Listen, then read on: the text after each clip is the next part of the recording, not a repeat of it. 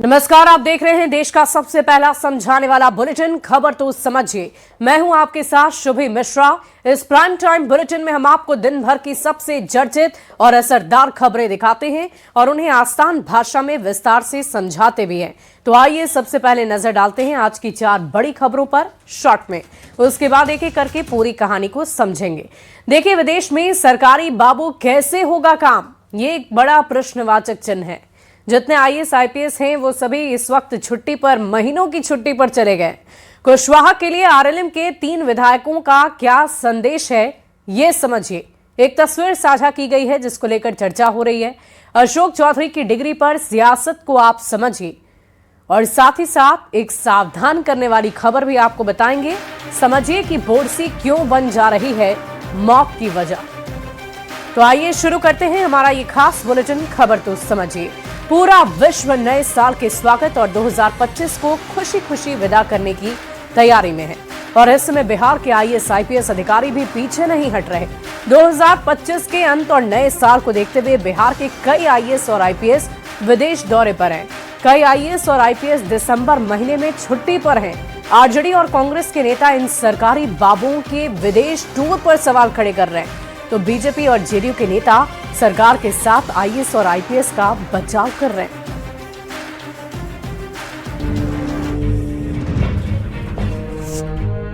साल 2025 की विदाई और 2026 के जश्न में पूरी दुनिया डूबी हुई है, तो भला बिहार के आईएएस और आईपीएस क्यों पीछे रहे? चल दिए विदेश टूर पर रिलैक्स करने।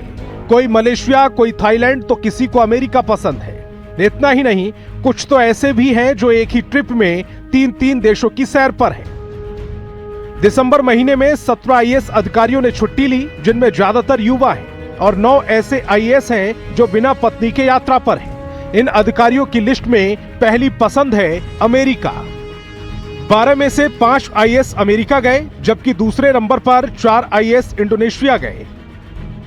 हालांकि छुट्टी के मामले में आईएएस से आईपीएस पिछड़ गए। 7 आईएएस और 5 आईपीएस दिसंबर के महीने में छुट्टी बिता चुके हैं, जिसमें से आईपीएस स्वीटी सहरावत 8 दिसंबर 2025 से 17 दिसंबर 2025 तक वियतनाम दौरे पर रहीं। अब आरजेडी और कांग्रेस के नेता इन सरकारी बाबुओं के विदेश टूर पर सवाल खड़े कर रहे हैं। बिहार सरकार में कामकाज ठप है और सरकारी बाबू विदेश घूमने में मस्त हैं। तो बीजेपी और जेडीयू के नेता सरकार के साथ आईएएस और आईपीएस का बचाव कर रहे हैं।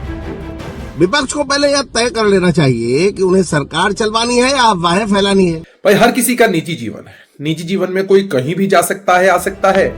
यानी चाहे 2025 का आखिरी महीना हो या 2026 की शुरुआत, बिहार के कई बड़े बड़े आईएएस और आईपीएस छुट्टी के मूड में हैं। न्यूज़ 18 के लिए पटना से अमित कुमार के साथ ब्यूरो रिपोर्ट। और आइए अब खबर तो समझिए। देखिए, नए साल से पहले छुट्टी पर अधिकारी बिहार से छुट्टी मनाने विदेश चले गए और ऐसे आईएएस आईपीएस की संख्या कुल मिलाकर 17 है। दिसंबर में ही 17 आईएएस अफसरों ने छुट्टी ली, जिनमें ज्यादातर युवा अधिकारी हैं। 9 आईएएस ऐसे हैं जो बिना पत्नी के यात्रा पर निकले हैं। बिहार के आईएएस आईपीएस की ट्रैवल लिस्ट में यूएसए यानी कि अमेरिका पहली पसंद है। 12 में से 5 आईएएस अधिकारी अमेरिका गए हुए हैं। पसंद में दूसरे नंबर पर जो कंट्री है वो है इंडोनेशिया। 4 आईएएस इंडोनेशिया गए हुए हैं। कुछ आईएएस एक साथ 3 देशों के टूर पर भी निकले हुए हैं। अब ये जान लीजिए कि अमेरिका की यात्रा पर कौन कौन निकला है। ग्रामीण विकास विभाग के अपर सचिव नंद किशोर शाह 4 नवंबर से 2025 से 30 दिसंबर तक निकले हुए हैं। 27 दिन की छुट्टी पर हैं। उन्होंने संयुक्त राष्ट्र अमेरिका के सैन फ्रांसिस्को में 27 दिन बिताए। वहीं भूमि सुधार विभाग में परिमाप निदेशक पद पर तैनात जे प्रियदर्शनी 10 दिसंबर 2025 से 9 मार्च 2026 तक यानी कुल मिलाकर 90 दिनों की छुट्टी पर हैं। भविष्य निधि निदेशालय के निदेशक जयप्रकाश सिंह नए साल में जश्न मनाने अमेरिका जा रहे हैं। अमेरिका के वर्जीनिया में 16 दिन बताएंगे। आईएएस गीता सिंह नए साल का जश्न मनाने यूएस गई हुई हैं। 22 दिसंबर 2025 से लेकर 6 जनवरी 2026 तक कुल 16 दिनों की यात्रा पर हैं। और इसके अलावा सीतामढ़ी के डीएम रिची पांडे 20 दिसंबर से 3 जनवरी 2026 तक 15 दिनों की छुट्टी पर हैं। ये खुद के खर्चे पर ओमान देश की यात्रा करने गए हुए हैं, यानी कि राजधानी उसकी मस्कट। अब जरा इंडोनेशिया जाने वाले आईएएस अधिकारियों का भी नाम जानिए। भागलपुर कहलगांव के एसडीओ कृष्ण गुप्ता 4 दिसंबर 2025 से 8 जनवरी 2025 तक 36 दिन की छुट्टी पर हैं। इंडोनेशिया में क्रिसमस सेलिब्रेशन किया और यही नए साल का जश्न भी मनाएंगे। मधुबनी में पंडौल के बीडीओ पद पर तैनात प्रशिक्षु आईएएस विक्रम सिंह ने इंडोनेशिया में 26 नवंबर से 11 दिसंबर तक छुट्टी बिताई है। वहीं शेखपुरा के डीएम की बात करें तो आरिफ अहसन 16 दिसंबर 2025 से 27 दिसंबर 2025 तक यानी 12 दिनों की छुट्टी पर तुर्की देश की राजधानी इस्तांबुल की यात्रा पर निकले हुए। यही नहीं, महुआ एसडीओ किस्ले कुशवाहा ऐसे आईएएस हैं जिन्होंने एक साथ 3 देश की यात्रा की है। किस्ले 23 नवंबर से 3 जनवरी तक छुट्टी पर है, यानी कुल मिलाकर 42 दिन का विदेश दौरा मलेशिया, सिंगापुर और श्रीलंका की सैर वो कर रहे हैं। मुजफ्फरपुर के सरैया की एसडीपीओ गरिमा 4 दिसंबर से 8 जनवरी तक 36 दिन की छुट्टी पर है। इस दौरान उन्होंने इंडोनेशिया का दौरा किया, जबकि बिहार राज्य योजना परिषद परामर्शी के पद पर वो तैनात हैं विकास वैभव, जो 15 दिसंबर से 2 जनवरी तक के लिए 19 दिन की छुट्टी पर है। यही नहीं, 7 आईएएस और 5 आईपीएस दिसंबर के महीने में छुट्टियां बिता चुके हैं, जिसमें से आईपीएस स्वीटी सहरावत 8 दिसंबर से 17 दिसंबर वियतनाम दौरे पर रही। तो ये हमने आपको जानकारी दी कि कितने आईएएस आईपीएस कहां पर किन किन देशों में छुट्टी मनाने के लिए निकले हुए हैं, और इसीलिए ये सवाल किया जा रहा है कि आखिर ऐसे काम कैसे चलेगा। अब एक खबर बिहार की राजनीति से जुड़ी हुई। उपेंद्र कुशवाहा पार्टी के तीनों विधायक रामेश्वर महतो, आलोक सिंह, माधव आनंद ने सोशल मीडिया पर एक तस्वीर साझा रूप से साझा की है। अपनी एकजुटता को सार्वजनिक संदेश देने की कोशिश की है। विधायक रामेश्वर महतो ने सोशल मीडिया पर पोस्ट कर कहा कि हम सभी एकजुट हैं, आज भी साथ हैं, आगे भी साथ रहेंगे। एनडीए की मजबूती और बिहार के सर्वांगीण विकास के संकल्प के साथ हम साथ हैं। जय एनडीए। दरअसल 24 दिसंबर को उपेंद्र कुशवाहा ने पटना स्थित अपने आवास पर एक डिनर पार्टी रखी थी, जिसमें पार्टी के तीनों ही विधायक मौजूद नहीं रहे, जबकि तीनों विधायक उसी दिन पटना में थे। उनकी गैर हाजिरी के बाद राजनीतिक गलियारों में अटकलों का बाजार गर्म हो गया। आरएलएम में सब कुछ ठीक नहीं चल रहा, ऐसी चर्चा होने लगी। और आइए इस तस्वीर के मायने भी आपको बताते हैं। पहले कुशवाहा की पार्टी के कलह को आप समझिए। आरएलएम के कलह को समझने के लिए उपेंद्र कुशवाहा की पार्टी और विधायकों के बारे में जानना समझना जरूरी है। तो आपको बता दें कि कुशवाहा की पार्टी में 4 विधायक हैं। पहले हैं माधव आनंद, आलोक सिंह, रामेश्वर महतो और स्नेहलता कुशवाहा, जो उनकी पत्नी है। कुशवाहा की पार्टी आरएलएम में 4 विधायक हैं। इसमें से 3 विधायक माधव आनंद, आलोक सिंह, रामेश्वर महतो एक साथ दिखते हैं, जबकि उपेंद्र कुशवाहा की पत्नी और पार्टी की चौथी विधायक स्नेहलता कुशवाहा अलग थलग दिखती है। और यही नहीं, 3 विधायकों ने विधानसभा अध्यक्ष प्रेम कुमार से मुलाकात भी की। उस समय इन तीनों के साथ चौथी विधायक यानी कि स्नेहलता कुशवाहा मौजूद नहीं थी। उसके बाद बुधवार को बीजेपी के कार्यकारी राष्ट्रीय अध्यक्ष नितिन नवीन से भी आरएलएम के 3 विधायकों की मुलाकात होती है। और उस वक्त भी आपको जानकर हैरानी होगी कि स्नेहलता कुशवाहा साथ में नहीं थी। और यही नहीं, आरएलएम विधायक रामेश्वर महतो ने कुछ दिन पहले सोशल मीडिया पर एक पोस्ट लिखा था, जिसमें कुशवाहा की पार्टी को लेकर जो कलह है वो खुलकर सामने आया। बेटे को मंत्री बनाए जाने से नाराज हैं 3 विधायक। पार्टी की बजाय परिवारवाद को बढ़ावा देने का आरोप उन पर लगा। विधायक रामेश्वर महतो ने उपेंद्र कुशवाहा के खिलाफ मोर्चा खोला। रामेश्वर महतो ने उपेंद्र कुशवाहा के खिलाफ अपनी नाराजगी को जाहिर किया था। अब खबर तो समझिए। विधायक रामेश्वर महतो ने सोशल मीडिया पर फिर एक तस्वीर को साझा किया। रामेश्वर महतो, आलोक सिंह, माधव आनंद की साझा तस्वीर को साझा किया गया। पोस्ट में रामेश्वर ने तीनों की एकजुटता दिखाने की कोशिश की और लिखा कि हम सभी एक साथ हैं, आज भी साथ हैं और भविष्य में भी रहेंगे। एनडीए की मजबूती और बिहार के सर्वांगीण विकास के संकल्प के साथ हम सभी साथ हैं। जय एनडीए। यानी इन तीनों विधायकों ने जय एनडीए तो लिखा, लेकिन अपने नेता या पार्टी का नाम नहीं लिखा, जिससे समझने वाले इस तस्वीर के भी मायने समझ सकते हैं। बढ़ते आगे। अशोक चौधरी की डिग्री के मामले का विवाद बढ़ता ही जा रहा है। आरजेडी के राष्ट्रीय प्रवक्ता नवल किशोर यादव ने अशोक चौधरी के असिस्टेंट लेक्चरर के पद पर नियुक्ति को लेकर राज्यपाल को एक पत्र लिखा है। आरजेडी ने अशोक चौधरी के पीएचडी डिग्री की जांच की मांग उठाई। अशोक चौधरी से मंत्री पद से इस्तीफा भी मांगा है।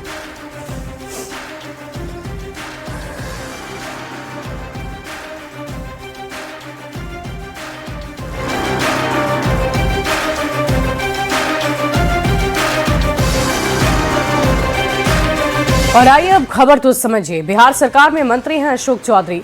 अशोक चौधरी ने पाटलिपुत्र यूनिवर्सिटी से असिस्टेंट प्रोफेसर के लिए अप्लाई किया था। अशोक चौधरी सेलेक्ट भी हो गए। राजनीति शास्त्र के असिस्टेंट प्रोफेसर के रूप में उनकी नियुक्ति होनी थी, लेकिन अशोक चौधरी को नियुक्ति नहीं मिली। अशोक चौधरी की नियुक्ति पर आखिर रोक क्यों लगी, ये एक बड़ा क्वेश्चन मार्क बन गया।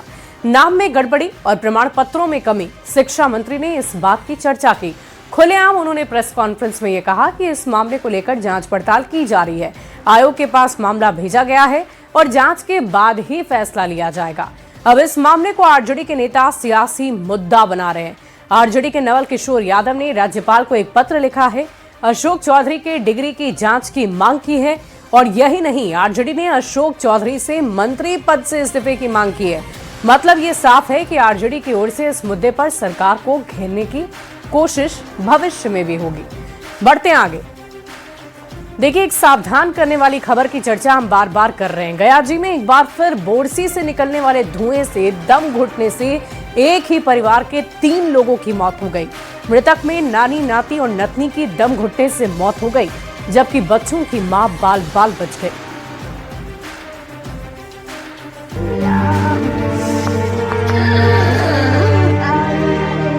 छपरा के बाद गया जी में भी बोरसी के धुएं ने बड़ा दर्द दे दिया। गया जी में एक बार फिर बोरसी से निकले धुएं से दम घुटने से एक ही परिवार के 3 लोगों की मौत हो गई। घटना वजीरगंज थाना क्षेत्र के एकता गांव की महादलित टोला की है। बताया जा रहा है कि रात में ठंड के कारण घर के कमरे में ही लोगों ने बोरसी जलाई थी और रात भर बोरसी जलती हुई छोड़कर सब सो गए। घर के कमरे में बोरसी का धुआं फैल गया। ऑक्सीजन की कमी होने की वजह से सबकी जान चली गई। मृतक में नानी, नाती और नतनी के दम घुटने से मौत हो गई, जबकि बच्चों की मां बाल बाल बच गई। बच्चों की मां का जब दम घुटने लगा तो वो घर से बाहर निकल गई। घर के सभी पुरुष बाहर कमाने चले गए थे। घर में सिर्फ 4 लोग ही रहते थे। इन लोग अपना जो है सो नानी, नतनी, बेटी यहाँ रहती थी। हाँ। और ठंडा के मौसम में इस रूम में पैक होकर के इन लोग अपना ठंडा से बचाव के लिए अब बंद होकर के अपना बंद कमरे में सो रही थी। आपको बता दें कि 21 दिसंबर को ही वजीरगंज थाना क्षेत्र के दाखिन गांव में ऐसी घटना सामने आई थी। वहां भी ठंड से बचने के लिए जलाई गई बोरसी से दम घुटने की वजह से एक महिला और 4 महीने के बच्चे की मौत हो गई थी। कुछ दिन पहले छपरा में भी बोरसी के धुएं से 4 लोगों की मौत हो गई थी, लेकिन लोगों ने उस घटना से सीख नहीं ली। ये जानना सबके लिए जरूरी है कि रात में बोरसी या हीटर जलाकर ना सोएं। अगर वेंटिलेशन की पर्याप्त व्यवस्था नहीं है तो शरीर में ऑक्सीजन की कमी हो सकती है। सांस लेने में दिक्कत से मौत भी हो सकती है। न्यूज़ 18 के लिए गया से एनएल लिली के साथ ब्यूरो रिपोर्ट। अब आइए खबर तो समझिए। जाड़े में आग लगने की घटनाएं आखिर क्यों होती है? हीटिंग गैजेट्स के इस्तेमाल से जाड़े में किन किन चीजों से आग लगने का खतरा है, वो भी आपको बताते हैं। सबसे पहले हीटर, बोरसी, कैंडल यानी कि मोमबत्ती, बिजली के तार, चिमनी, इन चीजों का अगर आप प्रयोग कर रहे हैं तो आपको बहुत सावधानी बरतने की जरूरत है। अब समझिए कि जाड़े में आग लगने की घटनाएं आखिर इतनी क्यों बढ़ जाती है। तो आपको बता दें कि हीटिंग गैजेट्स का इस्तेमाल काफी ज्यादा होता है। रख रखाव का ध्यान नहीं देते, लापरवाही से आग लग जाती है। देर तक अंगीठी के धुएं में रहने का क्या असर होता है, ये भी आपको बताते हैं। अगर आप ज्यादा देर तक बोरसी के आगे या अंगीठी के आगे बैठे होते हैं तो इसका भी विपरीत असर आपके शरीर पर हो सकता है। शरीर में ऑक्सीजन की कमी हो सकती है, सांस की बीमारी हो सकती है, स्किन एलर्जी और रेडनेस तक भी हो सकती है। सिर दर्द की समस्या होना, आंखों को इससे नुकसान होना, बच्चों, पालतू जानवरों पर इसका खतरा ज्यादा बढ़ जाता है।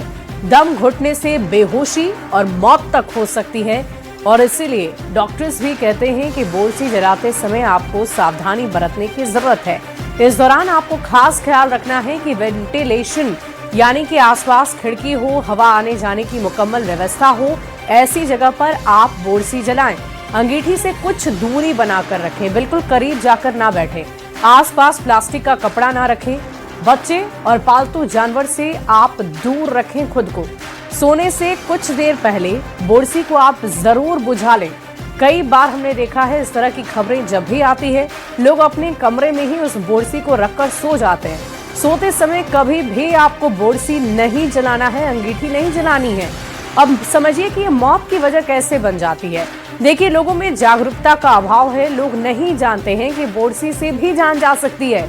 वे समझते हैं कि इससे हमें गर्माहट मिल रही है, आग है और इससे जान नहीं जाएगी। लोगों को ये नहीं पता होता कि अगर कमरा बंद है तो दम घुटने से, ऑक्सीजन की कमी होने से आपकी जान जा सकती है। और ऐसे में लोगों को जागरूक करने की जरूरत है और आप भी जागरूक बनिए, सावधान रहिए, सतर्क रहिए। ठंड में अपने और अपने परिवार की रक्षा जरूर करिए। बिहार में विवाद की सबसे बड़ी वजह है भूमि से जुड़े मामले। बाहर से आकर लोग जमीन खरीदते हैं और इसके बाद शुरू होता है डेमोग्राफी बदलने का सिलसिला। सहरसा में भूमि सुधार संवाद कार्यक्रम में डिप्टी सीएम विजय सिन्हा ने लोगों से बांग्लादेशियों को जमीन नहीं बेचने की अपील की। दो टूक कह दिया कि बिहार को धर्मशाला नहीं बनने देंगे। क्या कहा, इस रिपोर्ट के जरिए दिखाते हैं।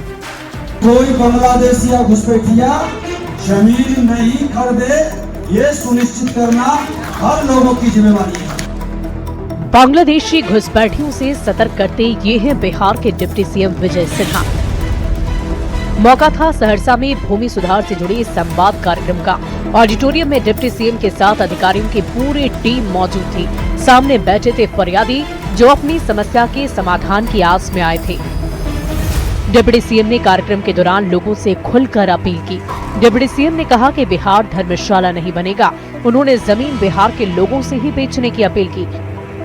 धर्मशाला नहीं बनेगा, ये ध्यान में रख कर करके और पूरी तहकीकात कर लीजिए, कोई झिझक नहीं। जो बिहार के बाशिंदे ओरिजिनल है उसमें कोई आपत्ति नहीं है, लेकिन कोई बांग्लादेशी या घुसपैठिया जमीन नहीं खरीदे, ये सुनिश्चित करना हर लोगों की जिम्मेवारी है।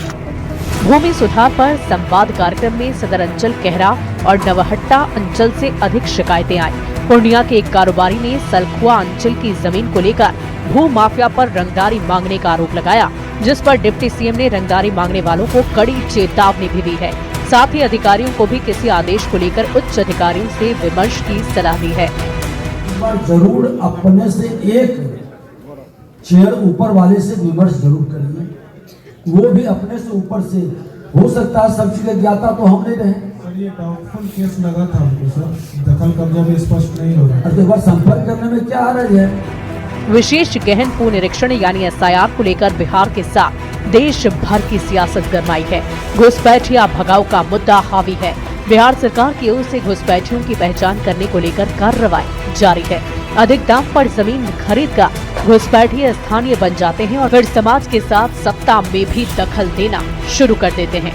डिप्टी सीएम की पहल काबिले तारीफ है और देखना होगा कि इस अपील का कितना असर होता है। न्यूज़ 18 के लिए सहरसा से कुमार अनुभव सिंह की रिपोर्ट। और आइए अब खबर तो समझिए। विजय सिन्हा बिहार के डिप्टी सीएम हैं। विजय सिन्हा भूमि एवं राजस्व सुधार मंत्री भी हैं और बिहार में सबसे ज्यादा हत्याएं भूमि विवाद की वजह से ही होती है। विजय सिन्हा ने जमीन विवाद को खत्म करने का बीड़ा उठा लिया है और इसको लेकर वो लगातार संवाद कर रहे हैं। लोगों की समस्याओं का समाधान निकालने में लगे हुए हैं और बात करते समय कई बातें सामने आती है जिनके आधार पर भूमि से जुड़े विवाद को सुलझाने की पहल। डिप्टी सीएम की बिहार के लोगों से ये अपील है कि बांग्लादेशियों को आप जमीन ना दें, उन्हें ना बेचें, बिहारियों को ही आप जमीन बेचें। बिहार को धर्मशाला नहीं बनने देंगे। विजय सिन्हा ये बार बार कह रहे हैं और उनकी ये पहल है कि किसी भी तरीके से इस तरह के विवादों को बिहार में रोका जा सके। बढ़ते आगे, अब एक खबर झारखंड की कर लेते हैं। बात हजारीबाग के सेंट्रल से खबर है जिसकी सुरक्षा व्यवस्था पर एक बार फिर सवाल उठने लगे हैं। हम बात कर रहे हैं हजारीबाग के सेंट्रल जेल की। देखिए, सेंट्रल जेल से 3 कैदी फरार हो गए, जिससे पुलिस और जेल प्रशासन में हड़कंप मचा हुआ है, क्योंकि इस जेल को सबसे सुरक्षित जेलों में गिना जाता है और इसके बावजूद कैदी इस जेल से आखिर कैसे फरार हो गए, ये एक बड़ा सवाल है।